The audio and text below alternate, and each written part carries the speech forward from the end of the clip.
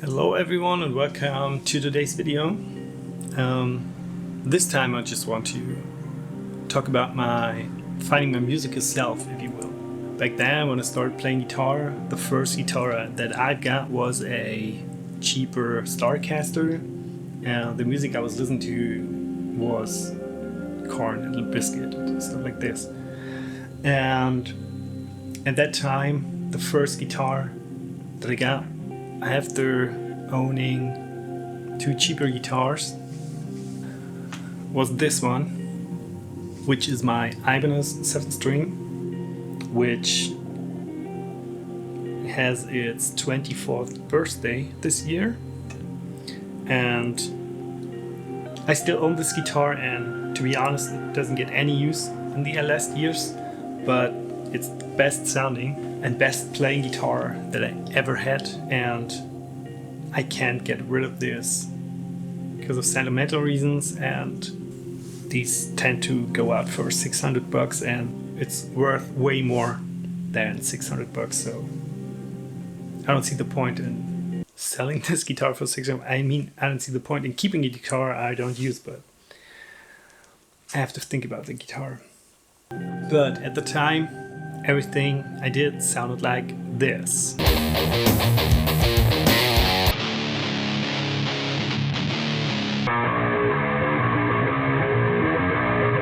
And okay, that's the way it goes when you listen to nu metal and you've got yourself a 7-string guitar and you're not the guy that listens to Petrucci and Vai, guys like this. So I wasn't a shredder ever, and still not into shredding stuff.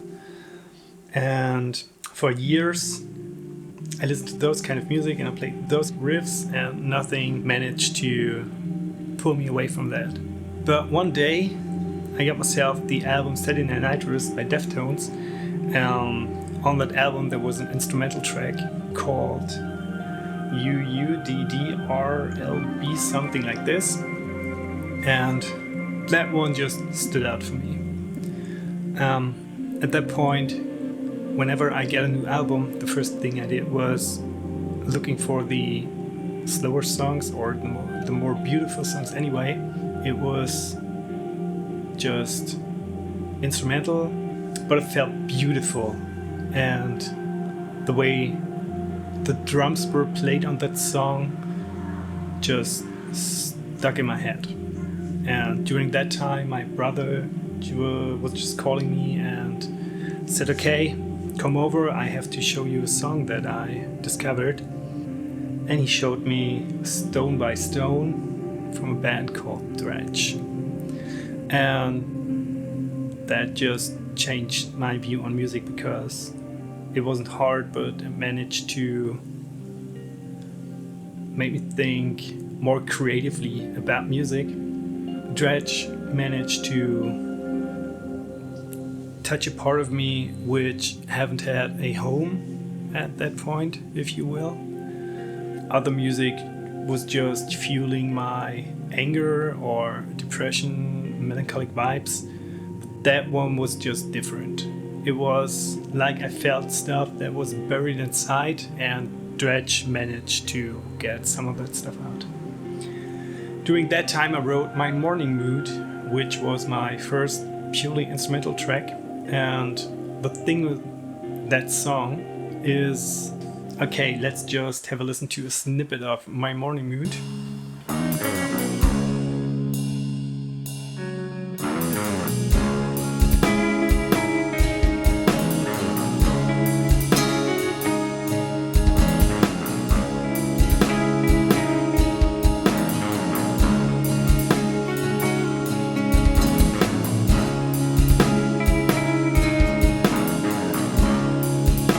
The thing with that song is that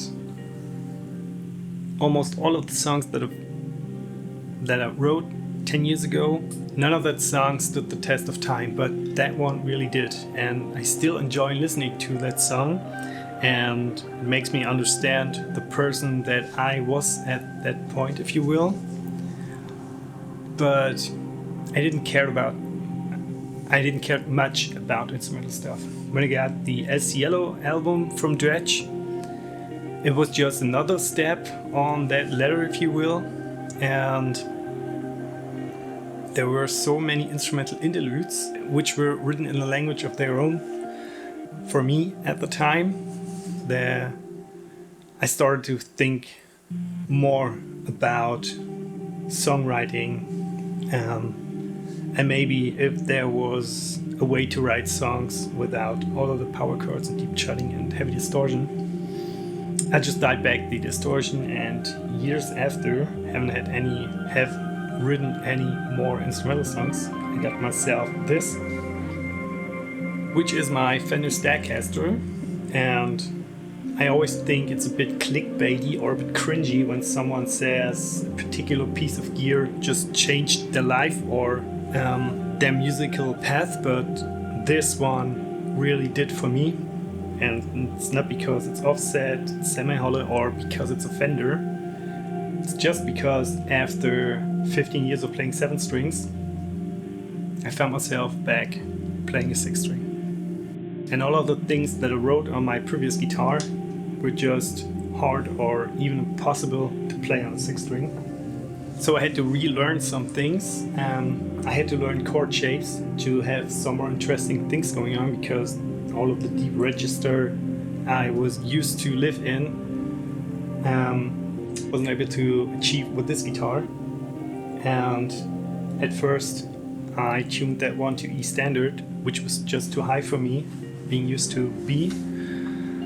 So I settled in the middle ground, and until then all of my guitars are in D standard, and it's not too low, it's not too high, I like how it feels. One day I stumbled across a video on YouTube, and it was A Gallant Gentleman by We Lost the Sea, and I really couldn't believe what I heard there.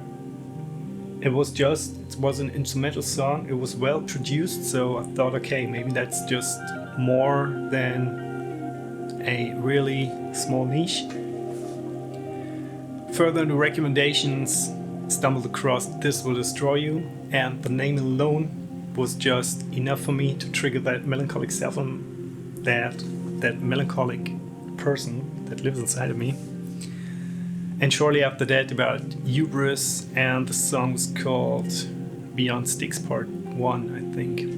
And that really was it. That was my musical awakening, and it was just years ago, being mid-30, and everything I thought about music before was just wiped away. From that point on, I just thought, okay, Morning Mood was a song that basically wrote itself, and it was done in less than a day, and it stood the test of time, so maybe I should go with the things that came naturally to me. So even in years before, that instrumental stuff was a thing for me when just noodling around, but when it came down to recording a song, it was always that harder stuff. And at that time I was looking for a singer, I was looking for a band, and all of those new bands were just grabbing my attention. And when I did my research on the bands, then sometimes I figured out it wasn't just one person doing music on its own in its studio or its living room. And I thought, okay, that's just me. That's what I do the whole time. Then I put just all of my effort into creating songs. Really, it was just easy. I never wrote that many songs in such a short span of time. And I'm satisfied with 70% of what I do now. And that makes me think about all the times, all of the years of trying to play metal or alternative stuff. I cared way too much about how music sounded to anyone else. I should have kept more about how the music that I do feels to myself, and not how it sounds to me or anyone else. When I managed to write the songs that I write today, and someone comes up to me and says, "Oh, that's the perfect soundtrack for a night drive," or "that's just beautiful," then I'm kind of proud of myself, because it's easier for me to stand for the person that I am, if you will. And I don't have to act like I'm someone else or have to think about music that hard. It's just now I do what feels natural to me. And I don't think much about how many people will listen to songs, or if anyone will say, oh, that's a good or bad song. I don't really care anymore. It's the music that I make, and when I make some songs that don't get a listen or people don't like it, so I don't care. I will write another song, and if anyone says they like it or not, I would write that song anyway. It's just the only thing that comes in mind now, it's my music in the first place have to match my expectations and not the expectations of anyone else. Because when you do something that really comes natural to you and that makes you feel more understood, and that's far more worth than just writing songs with the intention in mind that the songs will resonate with other people. And now I do the music that resonates with me. When people like the music and it resonates with them, then the chances are high that I resonate with those people. So that came full circle, and I'm far more happy with my musical being as I've ever been before. And basically that's it. That's no wise words left. And if you made it till here in this video, maybe you think about your musical path and what came natural to you. And that's everything that I had to say. Thanks for watching.